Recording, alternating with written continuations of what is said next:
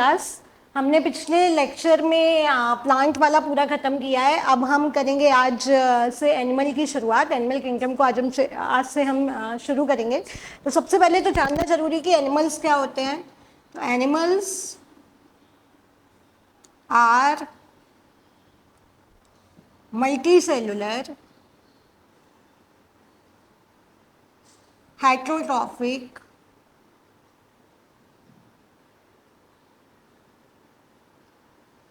organism without cell wall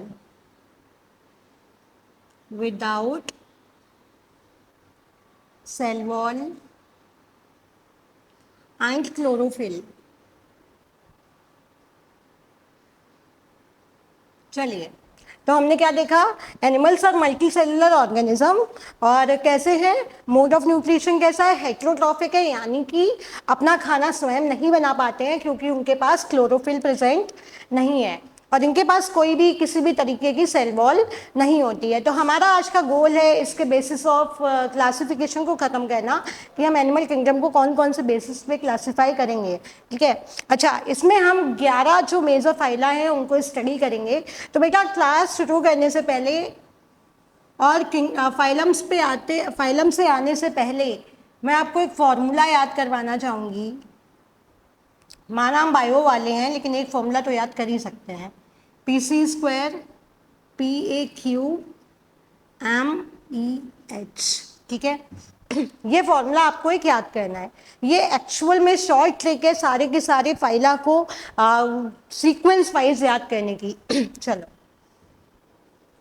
P से होगा Porifera.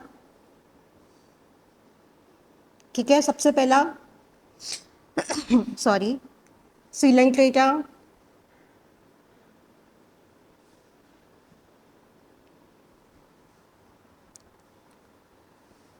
Ctenophora,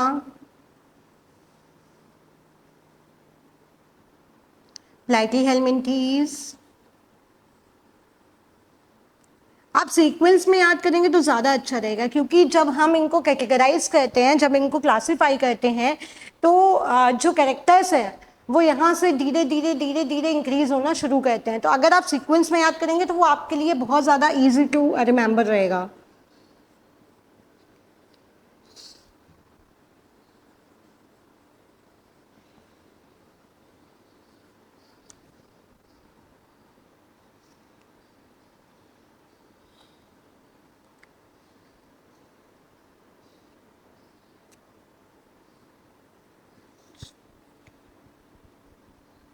Mollusca,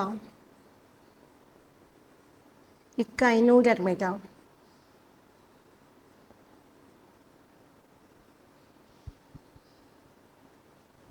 Hemichordata.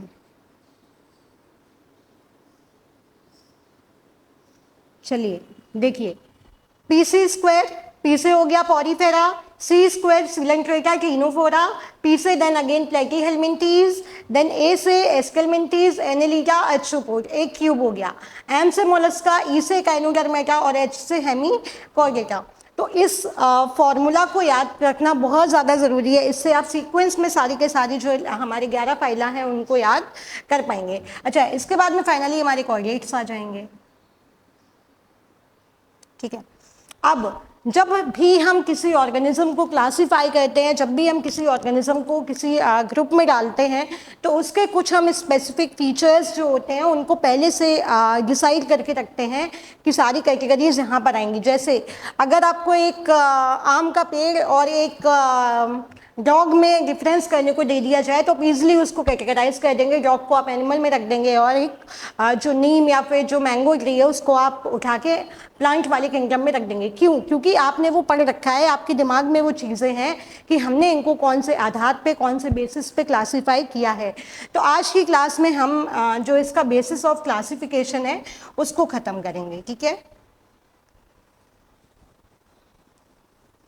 तो बेसिकली हमने 6 कैटेगरीज ली हैं जिनके आधार पे हमने जो फाइला हैं उनको डिवीज़न किया, उनका डिवीज़न किया हुआ है। ठीक है, तो सबसे पहले बेटा ये जो फॉर्मूला है इसको मैं यहाँ पे लिखा रहने देती हूँ जिससे कि आपको समझने में आसानी हो।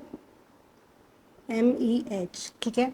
तो सबसे पहले आज के जो हमारे क्लास के गोल्स हैं वो हैं जो इनके क्लासिफिकेशन के लेवल्स हैं उनको स्टडी करना, यानी कि बेसिस ऑफ क्लासिफिकेशन को स्टडी करना, ठीक है। तो यहाँ पे हम हेडिंग डालेंगे बेसिस ऑफ क्लासिफिकेशन, ठीक है। अब बेसिस ऑफ क्लासिफिकेशन में सबसे पहले आएगा बेटा आपका लेवल ऑफ ऑर्गेनाइजेशन। सबसे पहले क्या आएगा? लेवल ऑफ ऑर्गेनाइजेशन, ठीक है।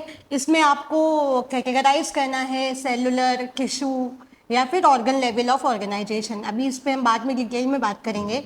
देन सेकेंड नंबर पे हमारी आएगी सिमिट्री, ठीक है। सिमिट्री मतलब कि बॉडी कितने पार्ट्स में इक्वली डिवाइड हो सकती है, ठीक है।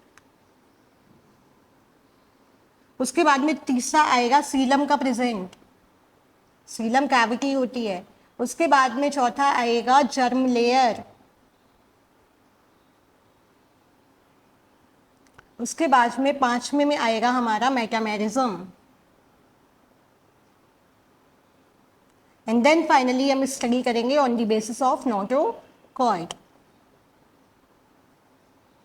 चलिए, तो सबसे पहले बेटा हम बात करने चल रहे हैं लेवल ऑफ ऑर्गेनाइजेशन की। लेवल ऑफ ऑर्गेनाइजेशन, देखिए लेवल ऑफ ऑर्गेनाइजेशन का मतलब क्या हुआ कि हमारी जो बॉडी है वो ऑर्गेनाइज किस लेवल तक है, किस लेवल पे उसका ऑर्गेनाइजेशन हुआ है। जैसे कुछ ऑर्गेनिज्म ऐसे होते हैं जिनमें एक ही सेल पाया जा रहा है, तो क्या वो लिविंग नहीं है? लिविंग तो है ही ना, और उनमें एक ही सेल जो है वो सारे फंक्शंस को परफॉर्म कर रहा है। तो बेटा लेवल ऑफ ऑर्गेनाइजेशन से यहाँ मतलब हुआ है कि जो हमारी बॉडी है वो किन किन पार्ट्स में डिवाइडेड है, कैसे वो उनको हमने डिवाइड किया हुआ है, ठीक है। तो इसमें बेटा चार चीजें आएंगी आपकी। सबसे पहले आएगा cellular level of organization, cellular level of organization. अच्छा, यहाँ पे क्या होगा बेटा? केवल सेल के लेवल पर ही फंक्शन आपका चल रहा होगा, केवल सेल के लेवल पे ही, यानी कि सेल मिलके आपस में यहाँ पे कोई भी टिश्यू फॉर्म नहीं करेंगे। केवल एक सेल होगा, उसका पर्टिकुलर एक फंक्शन होगा, ठीक है। यानी कि मतलब सेल जो होंगे लूज एग्रीगेट में प्रेजेंट होंगे और वो कोई भी जो डिवीजन ऑफ लेबर है वो नहीं करते हैं, ठीक है। और जैसे लूज एग्रीगेट सेल के रखे हुए हैं, आपस में हैं, किसी से जुड़े हुए नहीं है। अच्छा, क्लास में हमेशा एक बच्चा ऐसा होता है जो किसी से मदद लेना पसंद नहीं करता है ना। वो क्या कहता है कि हाँ मैं सेल्फ डिपेंडेंट हूँ, मैं अपने हिसाब से अपनी सारी चीज़ें करूँगा। तो ये वाला ऑर्गेनाइजेशन है cellular level of organization. Then हमारा आता है tissue level of organization, tissue level of organization. यहाँ क्या होता है बेटा? अब जैसे आपने क्लास में ग्रुप बनते हुए देखे होंगे, एक ग्रुप हो गया बैक बेंचर्स का, एक ग्रुप हो गया टॉपर्स का, एक ग्रुप हो गया एवरेज बच्चों का, है ना। तो बेटा अब क्या होता है जब टीचर्स को अपना कोई काम करवाना हो, अपना नहीं लाइक कोई नोबल वर्क करवाना हो, कोई काम करवाना हो, तो टीचर्स क्या कहते हैं कि इस ग्रुप को एक काम अलॉट कर दिया, इस ग्रुप को एक काम अलॉट कर दिया, इस ग्रुप को एक काम अलॉट कर दिया। सेम हो रहा है टिश्यू लेवल ऑफ ऑर्गेनाइजेशन में। क्या हो रहा है? आपस में सेल मिलके एक टिश्यू बना दे रहे हैं, ठीक है। Cluster of cells forms tissues, cell ने मिलकर टिश्यू बना दिया। देन अब क्या हो गया कि जो डिवीजन ऑफ लेबर था वो टिश्यू के आधार पे हो गया, यानी काफ़ी सेलों ने मिलकर एक एग्रीगेट बना लिया जिसको हम टिश्यू बोल रहे हैं।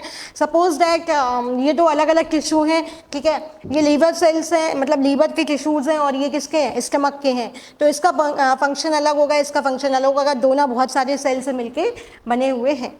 तो ये हो गया टिश्यू लेवल ऑफ ऑर्गेनाइजेशन, ठीक है। अब आता है ऑर्गन लेवल ऑफ ऑर्गेनाइजेशन।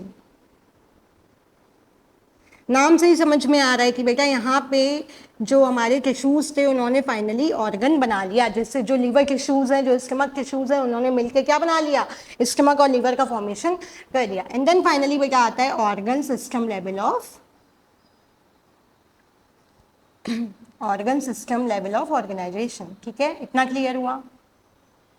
अब हम वन बाय वन इनको स्टडी कर लेंगे और P C square P A cube M E H में से इसके जो एग्जाम्पल्स हैं उनको हम नोट कर लेंगे कि कौन कौन से फाइलम में कौन कौन सा जो लेवल ऑफ ऑर्गेनाइजेशन है वो देखा जा रहा है। ठीक है, चलिए सेलुलर को सबसे पहले करेंगे। सेल्स आर अरेंज्ड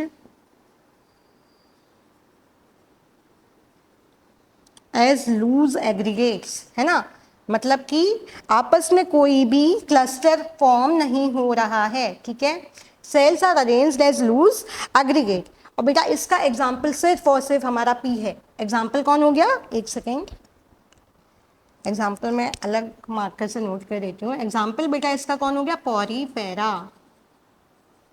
ठीक है, क्लियर हो गया, यहाँ तक कोई समस्या। लेवल ऑफ ऑर्गेनाइजेशन की जब हमने बात करी तो उसमें हमको 4 लेवल्स स्टडी करने हैं। कौन कौन से, cellular level, tissue level, organ system. पहले सेल्स होंगे, सेल मिलके टिश्यू बनाएंगे, टिश्यू मिलके ऑर्गन बनाएंगे, ऑर्गन मिलके ऑर्गन सिस्टम बना देते हैं। तो सबसे पहले अगर हम बात करें बेसिक सी, सबसे पहले शुरुआत में छोटे से चलेंगे। सबसे पहले है जो सेलुलर लेवल ऑफ ऑर्गेनाइजेशन, उसकी जब हम बात करेंगे तो ये केवल और केवल पॉरीफेरा में पाया जा रहा है। अब आ रहा है टिश्यू लेवल ऑफ ऑर्गेनाइजेशन। ठीक है, tissue level of organisation,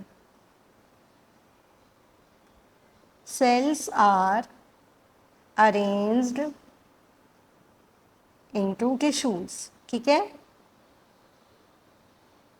P के बाद बेटा जो सी स्क्वायर है, यहाँ पर आपको टिश्यू लेवल ऑफ ऑर्गेनाइजेशन मिलेगा, यानी कि निडेरियंस और क्लिनोफोरा, यानी कि सिलेंट्रेटा और क्लिनोफोरा, निडेरियंस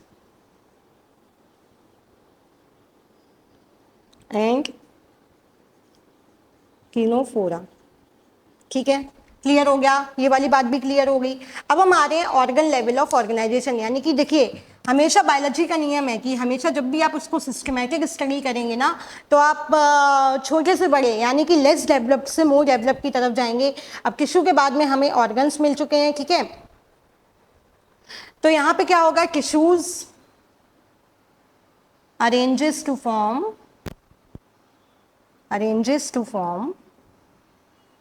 ऑर्गन्स। ठीक है बेटा, इसका एग्जाम्पल प्लेटीहेल्मिन्थेस से लेके जितने भी हमारे हाइयर एनिमल्स हैं कॉर्डेट्स तक, वहां तक ये सिस्टम पाया जाएगा। ठीक है, तो एग्जाम्पल प्लेटीहेल्मिन्थेस टू कॉर्डेट्स, है ना। और यहाँ पे हम ये भी लिख सकते हैं कि हाइयर एनिमल्स में पाया जा रहा है। ठीक है, अब बेटा यहाँ क्या हो रहा है, organs arranges to form organ system, organs arranges to form organ system. ठीक है बेटा, और इसका भी सेम एग्जांपल रहेगा यहाँ पर भी कि प्लेटी जितने भी हाइयर एनिमल्स हैं वहाँ पर ये पाया जाएगा, प्लेटीहेल्मिन्थेस से लेके कॉर्डेट्स तक हाइयर एनिमल में सब में आपको केबल और केबल ऑर्गन सिस्टम और ऑर्गन लेवल ऑफ ऑर्गन और organ system level of organization दिखेगा। ठीक है, तो आई होप पहला ये जो बेसिस ऑफ क्लासिफिकेशन है ये क्लियर हुआ होगा, जिसमें हमने स्टडी किया कि बॉडी जो है उसमें कैसे फंक्शन कर रही है, सेलुलर लेवल पे फंक्शन कर रही है, टिश्यू लेवल पे फंक्शन कर रही है, ऑर्गन लेवल पे फंक्शन कर रही है या फिर ऑर्गन सिस्टम लेवल पे फंक्शन कर रही है। ठीक है, क्लासिफिकेशन। चलिए, अब जो हमारा दूसरा जो है पॉइंट जिसके आधार पे हमको स्टडी करना है बेटा, वो है सिमेट्री। ठीक है, अब ये सिमेट्री क्या होता है, सिमेट्री मतलब जैसे कि आपने तरबूज, सबने तरबूज देखा होगा, है ना। तरबूज को बेटा अगर आप, एक सेकेंड, तरबूज का शेप होता है लगभग ऐसा, ओवल होता है कुछ कुछ, है ना, गोल भी होते हैं, ओवल मान लो। ठीक है, सपोज करिए एक तरबूज है ना। अगर बेटा आपको इसको इक्वल हाफ्स में, आपकी मम्मी ने आपको बोल दिया कि आधा अभी खाएंगे आधा सुबह खाएंगे, है ना, तो आप क्या करोगे बेटा, इसको या तो यहाँ से कट कर दोगे, ठीक है, पोजीशन 2, या तो आप इसको यहाँ से कट कर दोगे, आधा वाला पोर्शन अभी खाने के लिए, आधा वाला पोर्शन सुबह खाने के लिए। तो बेटा इसी चीज़ को हम सिमेट्री बोलते हैं, जिसमें हम किसी भी ऑर्गेनिज्म को दो पार्ट्स में, दो इक्वल हाफ्स में डिवाइड कर सकते हैं। ठीक है, सिमेट्री का डेफिनेशन समझ में आया सबको? एक सेकेंड रुकिए। हाँ, इसकी अगर हम एक सेकेंड, अरेंजमेंट ऑफ, समझ में आया? मतलब कि जब भी हम किसी भी ऑर्गेनिज्म को इक्वल हाफ्स में डिवाइड कर रहे हैं किसी एक मेन प्लेन से, तो उसको बेटा हम क्या कहते हैं? Symmetry. Arrangement of similar body parts, similar body parts on one main axis, है ना?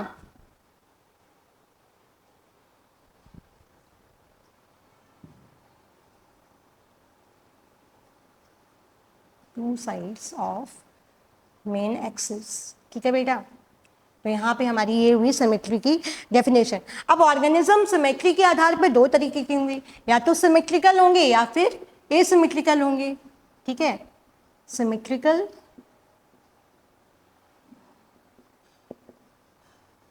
या फिर एसिमेट्रिकल। बेटा एसिमेट्रिकल का मतलब कि इनमें कोई भी सिमेट्री फाइंड नहीं हो रही है, मतलब कहीं से भी आप किसी भी प्लेन से आप ऑर्गेनिज्म को दो पर्टिकुलर हिस्सों में डिवाइड, दो इक्वल हाफ्स में आप डिवाइड यहाँ पर कैसे भी इनको नहीं कर सकते हैं। ठीक है, body can't be divided, body contains no symmetry, है ना? और बेटा इसका एग्जाम्पल है, देखिए फिर वही बात, ये सीक्वेंस इसीलिए याद करना बहुत ज़्यादा ज़रूरी है। एग्जाम्पल में अपने आ जाएंगे पॉरीफेरेंस, ठीक है, स्नेल्स, ईटीसी, है ना? चलिए अब बेटा सिमेट्रिकल में क्या, जिनकी बॉडी में सिमेट्री प्रेजेंट है, तो सिमेट्रिकल को हम अगेन दो पार्ट्स में डिवाइड करते हैं, रेडियल सिमेट्री और बाईलेटरल सिमेट्री। ठीक है, दोनों को अलग अलग से डिस्कस कर लेते हैं। सबसे पहले बात करेंगे हम रेडियल सिमेट्री की।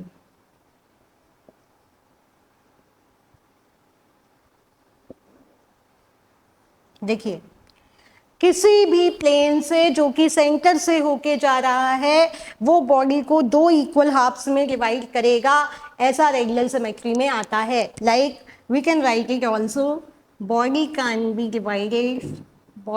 divided into two equal halves। Centre से पास हो रहा है वो ऑर्गेनिज्म की बॉडी को दो इक्वल पार्ट्स में डिवाइड करेगा। इस सिमेट्री को बेटा हम बोलते हैं रेडियल सिमेट्री। एग्जाम्पल, सम पॉरीफेरेंस, उसके बाद में सी स्क्वायर बेटा दोनों आएंगे, यानी कि टीनोफोर्स एंड निलेरियंस। ठीक है, सी स्क्वायर लिख देती हूँ, समझ जाना, टीनोफोर्स एंड निलेरियंस। उसके बाद में बेटा इकाइनोडर्मेटा का एडल्ट जो होता है, कौन से पे आ गए? ME, है ना? Echinoderm adult. क्लियर हुआ पॉइंट? चलिए एडल्ट मैंने क्यों लिखा है अभी हम आगे बताएंगे। अब अगली जो हमारी सिमेट्री है बेटा वो है बाईलेटरल सिमेट्री। ठीक है, बाईलेटरल को मिरर कर लेते हैं, इस सिमेट्रिकल को मैं रिमूव कर देती हूँ। बाईलेटरल में क्या होता है? Body can be divided, body can be divided into right and left half, right and left halves by only one plane, by only one plane। ठीक है बेटा,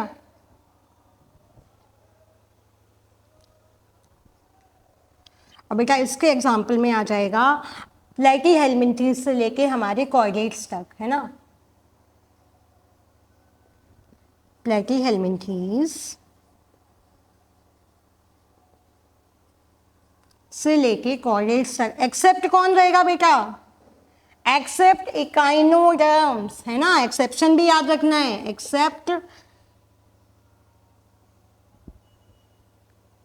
एक्सेप्ट इकाइनोडर्म्स। ठीक है बेटा, क्लियर हुआ ये पॉइंट। चलिए, प्लेटीहेल्मिन्थेस से लेके कॉर्डेट तक, लेकिन इकाइनोडर्म्स को छोड़ के जितने भी ऑर्गेनिज्म है वो बाइलैटरल सिमेट्री शो करेंगे। फॉर एग्जांपल यहाँ देखिएगा ध्यान से, सपोज दैट ये हमने एक ह्यूमन का ऐसे ही डायग्राम बना लिया बेसिक सा, है ना बेटा, अगर आप इसको बीच से कट करेंगे तो आपको इक्वल हाफ्स मिल सकते हैं, राइट एंड लेफ्ट हाफ मिल जाएंगे, लेकिन क्या आप इसको यहाँ से करेंगे कि आपको इक्वल हाफ्स मिलेंगे, बिल्कुल भी नहीं मिलेंगे। तो यही वाली जो सिमेट्री है इसको हम बोलते हैं बाइलेटरल सिमेट्री। जबकि रेडियल में क्या हो रहा है, देखिए कोई भी प्लेन जो ये सेंटर है ना इसका, कोई भी प्लेन जो सेंटर से पास हो रहा है इसको इक्वल हाफ्स में डिवाइड कर रहा है। ठीक है, तो इस वाली सिमेट्री को बेटा हमने बोला रेडियल। अब ध्यान देने वाली बात ये है कि इकाइनोडर्मेटा, ई पे आ गए हैं, ठीक है, इकाइनोडर्मेटा जो होते हैं अगर वो एडल्ट बन चुके हैं तो बेटा उनमें रेडियल सिमेट्री पाई जाती है। फॉर एग्जाम्पल कौन, star fish, for example star fish. लेकिन बेटा इनका जो लार्वा होता है, बाइपिनेरिया लार्वा, उसमें बेटा बाइलैटरल सिमेट्री आपको देखने को मिलेगी। सिर्फ एक ही एक्सेप्शन है, याद करने में आपको कोई बेहद दिक्कत नहीं होनी चाहिए, सिर्फ एक ही एक्सेप्शन है इस चीज़ का कि जो हमारे स्टार फिश भी, अगर आप स्टार फिश नाम से याद कर लें कि स्टार फिश हमारी इकाइनोडर्म्स में आएगी, तो वहाँ पर बेटा क्या हो रहा है, जो हमारा बाइपिनेरिया लार्वा फॉर्म हो रहा है वो तो बाइलैटरल सिमेट्री शो कर रहा है, लेकिन जो इकाइनोडर्म एडल्ट हो जा रहा है वो रेडियल सिमेट्री को शो कर रहा है। क्लियर हुआ बेटा। अगला जो पॉइंट है वो हम बात करेंगे on the basis of Seelam. ठीक है, अब सीलम क्या है बेटा, ये बॉडी कैविटी है। क्या है, बॉडी कैविटी है जो कि ऑर्गेनिज्म के गट वॉल और उसमें प्रेजेंट होती है, और ये इलेक्ट्रिक मतलब शॉक वगैरह, इलेक्ट्रिक तो नहीं बाकी शॉक वगैरह से प्रिवेंट करती है। ठीक है, जब भी शॉक का नाम आता है अपने आप मुंह से इलेक्ट्रिकल निकल जाता है, ज़रूरी नहीं है सारे शॉक इलेक्ट्रिकल ही हो। ठीक है,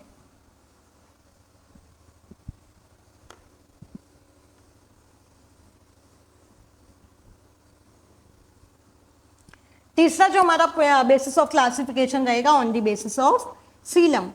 ठीक है, अब सीलम के आधार पर बेटा हम ऑर्गेनिज्म को 3 पार्ट्स में डिवाइड करेंगे, सीलोमेट, एसीलोमेट और स्यूडोसीलोमेट्स। ठीक है, तो सबसे पहले जानना जरूरी है कि सीलम क्या होता है। ठीक है, cavity lined by mesoderm, cavity lined by mesoderm. कैसे ये ऑरिजिन में मेसोडर्म से ऑरिजिनेट हुई है। ठीक है बेटा, सीन बिटवीन बॉडी वॉल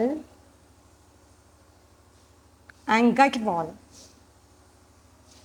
ठीक है, seen between body wall and gut wall क्या काम करेगा, सेपरेट करेगा मसल्स को, है ना, will separate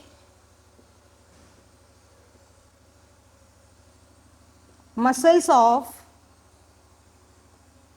gut and body wall। ठीक है बेटा,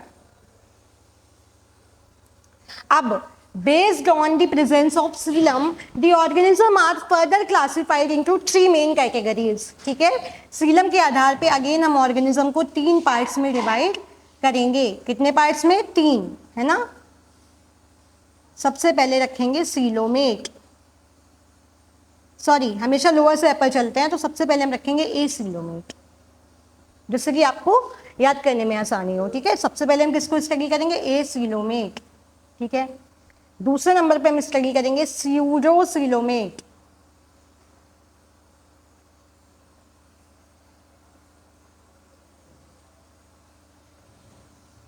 देन हम फाइनली बेटा स्टडी करेंगे coelomate.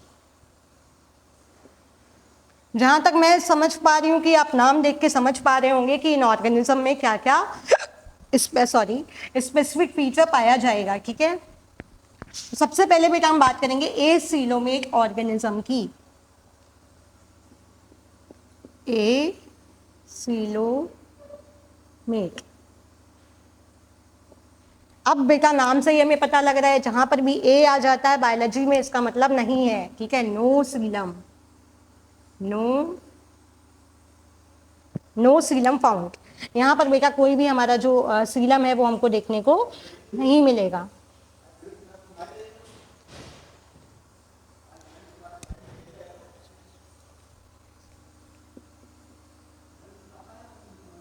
The space between body wall, the space between body wall and digestive cavity is filled by, and digestive cavity is filled with matrix, is filled with matrix, matrix। और बेटा इसको हम बोलते हैं पेरिंकाइमा। क्या बोलेंगे? पेरिंकाइमा, ठीक है। इसके बाद में बेटा पॉरीफेरा से लेके प्लेटीहेल्मिन्थीज तक, ठीक है। एग्जाम्पल पॉरीफेरा, ठीक है, लिख देती हूँ एक बार में, निरेरियंस, नीरोब्लास्ट, ठीक है, सॉरी क्लिनोफोरा, ये तो एक ही नाम होता है दोनों के, क्लिनोफोरा, देन प्लेटीहेल्मिन्थीज, ठीक है। क्लियर हुआ? समझ में आया? एसीलोमेट ऐसे ऑर्गेनिज्म है जहां पर कोई भी सीलम फाउंड नहीं हो रहा है और जो इनकी बॉडी वॉल और डाइजेस्टिव कैविटी के बीच में स्पेस है बेटा, वो पेरिंकाइमा नाम का जो मैट्रिक्स है वो इसको फिल कर रहा है। और साथ ही साथ ये किस में पाया जा रहा है? पॉरीफेरा से लेके प्लेटीहेल्मिन्थीज से। दूसरी जो हमारी कैटेगरी थी बेटा वो थी स्यूडोसीलोमेट्स, स्यूडोसीलोमेट्स, ठीक है। अगेन हम वही वाला कॉन्सेप्ट अपनाएंगे, किसी भी बड़े शब्द को समझने से पहले उसका विभाजन करेंगे, देन उसको समझने की कोशिश करेंगे। यहाँ पे बेटा स्यूडो का मतलब होता है फॉल्स, ठीक है। तो ऐसे ऑर्गेनिज्म जिनके पास फॉल्स सीलम प्रेजेंट होता है, false Seelam.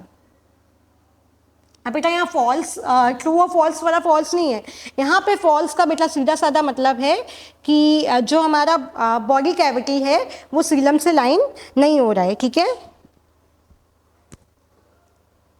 Body is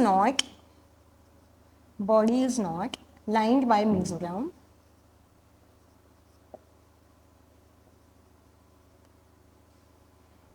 it is found as scattered pouches. ये जो मेसोडर्म है बेटा ये पाउचेस के फॉर्म में पाया जाएगा। It is found in form of pouches,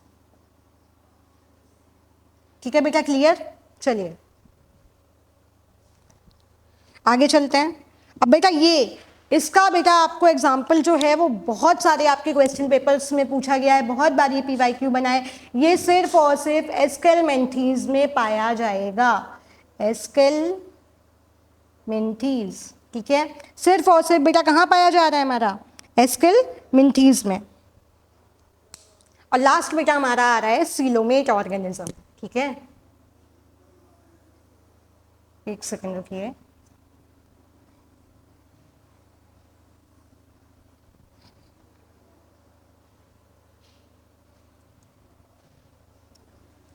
एसीलोमेट बेटा जो रहेगा उसका मैं डायग्राम भी आपको बना के दिखा देती हूँ। कोई भी आपको कैविटी यहाँ पे नहीं दिखेगी, ठीक है, कोई भी आपको सीलम नाम की चीज़ नहीं दिखेगी। इस टाइप का स्ट्रक्चर रहेगा। उसके बाद में अगर हम स्यूडोसीलोमेट्स की देखें बेटा तो यहाँ पे आपको पाउचेस के फॉर्म में दिख जाएगा। स्यूडोसीलोमेट में कैसा दिख जाएगा? पाउचेस के फॉर्म में। तो ये मैं ड्रॉ कर देती हूँ एक बार।